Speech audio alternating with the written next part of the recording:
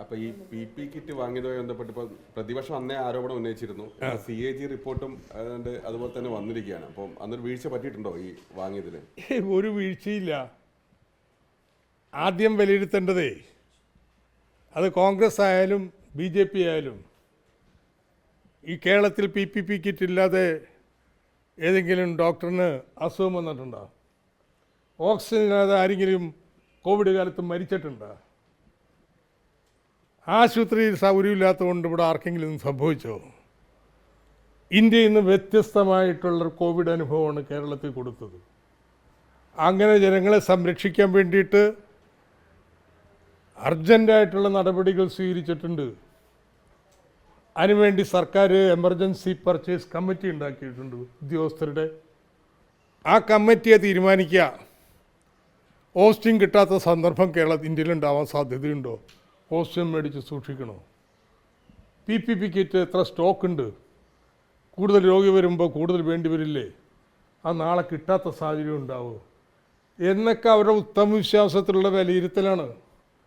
ആ വിലയിരുത്തലിൻ്റെ അടിസ്ഥാനത്തിൽ വില കൂടിയാലും മേടിക്കും. അപ്പോൾ CAG റിപ്പോർട്ട് ഈ പറയണത് ഇതിനൊക്കെ കുറഞ്ഞ വിലക്കപ്പം കിട്ടുമായിരുന്നു മാർക്കറ്റിൽ നിന്ന്. ഏത് കിട്ടുമായിരുന്നു? PPP കിറ്റ് എന്ന് പറഞ്ഞിട്ടുണ്ടെങ്കിൽ 100 മുതൽ 1000, 2000, 10,000 രൂപയുടെ ഉണ്ടാവുന്നത്. ഏത് ക്വാളിറ്റിയാണ് കിട്ടുമെന്ന് പറഞ്ഞത്? എന്ത് ഡേറ്റയാണ് അവർ താരതമ്യപ്പെടുത്തിയത്? സർക്കാരിനെ തെളിവാരിക്കാൻ വേണ്ടിയിട്ട് ഒരു പ്രസ്ഥാനം കുറഞ്ഞു കിട്ടും. CAG ആണെങ്കിലേ കണക്ക് വെക്കണം. അത് മുമ്പ് മേടിച്ച വിലയല്ല കേട്ടോ. കോവിഡ് വന്നപ്പോൾ സാഹചര്യം മാറി.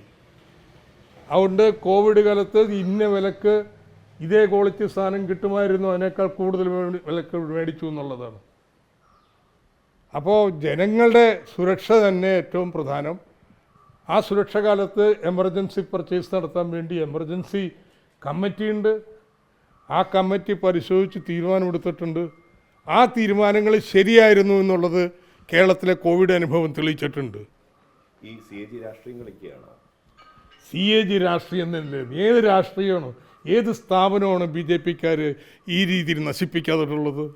സകല ഭരണഘടനാ സ്ഥാപനങ്ങളെയും അവർ തകർത്തുകൊണ്ടിരിക്കുക. അതിന് കൈമണിയടിക്കലാണ് ഇവിടുത്തെ പ്രതിപക്ഷത്തിൻ്റെ പരിപാടി എന്ന് പറയുന്നത്. അതുകൊണ്ട് CAG കേരളത്തിനെതിരായിട്ടുള്ള കുരിശുദ്ധത്തിൻ്റെ ഭാഗമാണ്. നേരത്തെ കിഫ്ബിക്കെതിരായിട്ട് അവർ വന്നു, അതേ നാണയത്തിൽ തിരിച്ചു കൊടുത്തു. ഇതിനും മറുപടി സർക്കാർ കൊടുത്തോളൂ. ആദ്യത്തെ മാസം 500 എത്ര രൂപയ്ക്ക് വാങ്ങി, പിന്നെ കോവിഡ് വന്ന് അതേ അടുത്ത മാസം 1000 എത്ര രൂപയ്ക്ക് വാങ്ങിയെന്നാണ് CAG റിപ്പോർട്ട് കണക്ക്. അതാ പറയുന്നത്, നമ്മുടെ ബെസ്റ്റ് ജഡ്ജ്മെൻ്റ് ആണെന്ന്. ഈ എമർജൻസി വരുമ്പോൾ അങ്ങനെയല്ലേ? നിങ്ങളൊരു പ്രകൃതി ദുരന്തം വന്നു, ആ പ്രകൃതി ദുരന്തകാലത്ത് ഇത്രയും അധികാരങ്ങളാണ് അധികാരികൾക്ക് കൊടുത്തിട്ടുള്ള കാര്യങ്ങൾ ചെയ്യാൻ വേണ്ടിയിട്ട്. സാധാരണഗതിയുള്ള സാഹചര്യത്തിൽ അതുണ്ടാവുമോ? അതിന് ഒരു എമർജൻസി എങ്ങനെ നേരിടേണ്ടെന്ന് കേരളം ഇന്ത്യയെ കാണിച്ചു കൊടുത്തിട്ടുണ്ട്. അപ്പോൾ അവിടെ വന്നിട്ട് തോണ്ടി വിളിച്ചിട്ടൊന്നും നോക്കണ്ട. പക്ഷേ അന്നത്തെ കോട്ടിങ്ങിലെ അനിത ടെക്സ്കോട്ട് എന്ന് പറഞ്ഞ കമ്പനി 550 രൂപയ്ക്ക് ഇത് നൽകാമെന്ന് പറയുകയും അവർക്ക് 25,000 എണ്ണം സപ്ലൈ ചെയ്യാമെന്ന് പറയുകയും ചെയ്തു. പക്ഷേ 10,000 മാത്രം അവരിൽ നിന്ന് വാങ്ങിയത്. അങ്ങനെ കണക്ക് വെച്ചിട്ടാണ് ഇപ്പോൾ CAG റിപ്പോർട്ട് സമർപ്പിച്ചിരിക്കുന്നത്. അതേന്ന് അറിയണോ? നിങ്ങൾക്ക് നോക്കേണ്ടി വരും എന്താണെന്നുള്ളത്.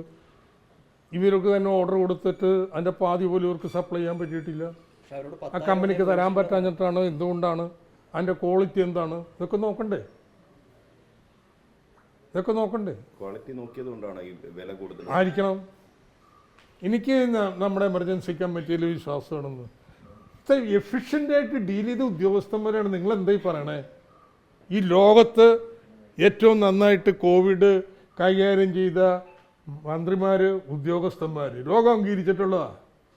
എനിക്ക് അവരിലെ വിശ്വാസം, അല്ലാതെ BJPയുടെ CAG-യിലല്ല.